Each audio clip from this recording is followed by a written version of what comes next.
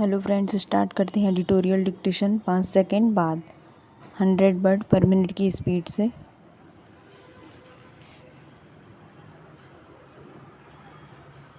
पिछले दशक में भाजपा की बड़ी राजनीतिक उपलब्धियों में से एक हिंदू वोटों को एकजुट करने की उसकी क्षमता रही है।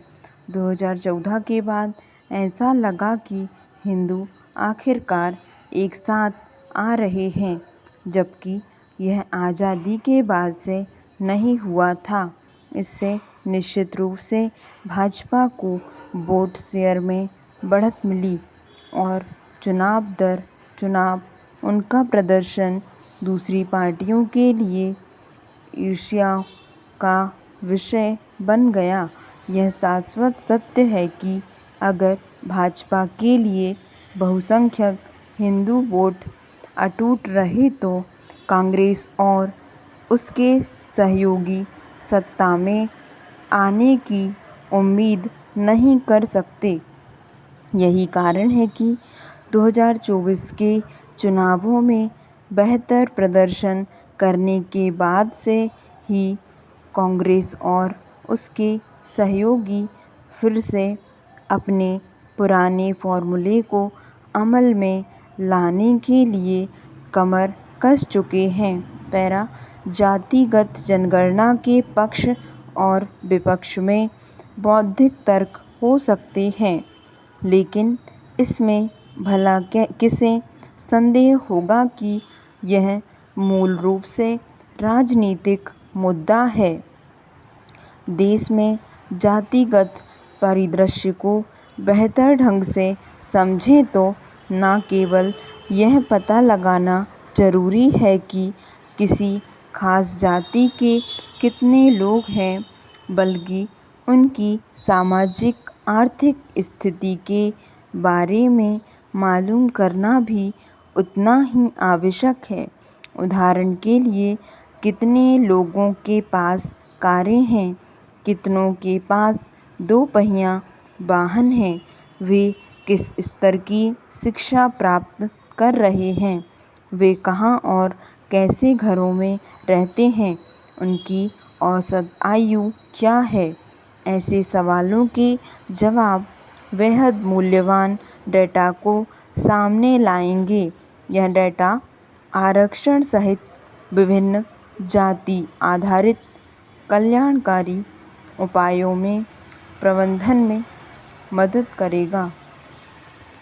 भारत अभी भी सीमित संसाधनों वाला एक कम आय वर्ग का देश है। फिर भी हम जो कुछ भी हमारे पास है उसी के साथ संसाधनों को वंचित वर्गों में पुनर्वितरित करने और अपनी ऐतिहासिक गलतियों को सुधारने का प्रयास करते हैं। लेकिन अगर हमारे मौजूदा उपाय पुराने डेटा पर आधारित होंगे तो बहुत संभव है कि हम अपने संसाधनों को बर्बाद कर रहे होंगे, क्योंकि तब हम वांछित समुदायों तक लाभ नहीं पहुंचा पाएंगे। पैरा हम ऐसे समय में रह रहे हैं जहां डेटा का उपयोग हर जातिगत जनगणना के आंकड़े आखिरकार जारी किए जाएंगे तो विभिन्न जातियों और समुदायों के बारे में पुख्ता जानकारियां सामने आएंगी। कुछ उम्मीद से बेहतर प्रदर्शन कर सकते हैं, जो कि होना भी चाहिए, खासकर अगर आरक्षण कारगर रहा हो तो। वहीं कुछ अन्य का प्रदर्शन खराब हो सकता है। पैरा डेटा हमेशा नीतिगत फेरबदल की ओर इशारा करेगा। इसका मतलब है कुछ जातियों को फ़ायदा होगा और कुछ को नुकसान। व्यापक स्तर पर इसका मतलब यह हो सकता है कि हमारे पास और अधिक आरक्षण होगा, जो उच्च जातियों को परेशान करेगा, या हमें कुछ ऐसी निचली जातियों के बारे में भी पता चल सकता है जो शायद कुछ उच्च जातियों से बेहतर प्रदर्शन कर रही हों। यह सब चर्चाओं, बहसों, भ्रम को जन्म देगा, लेकिन इसका अंतिम निष्कर्ष हिंदू वोटों का विभाजन ही है।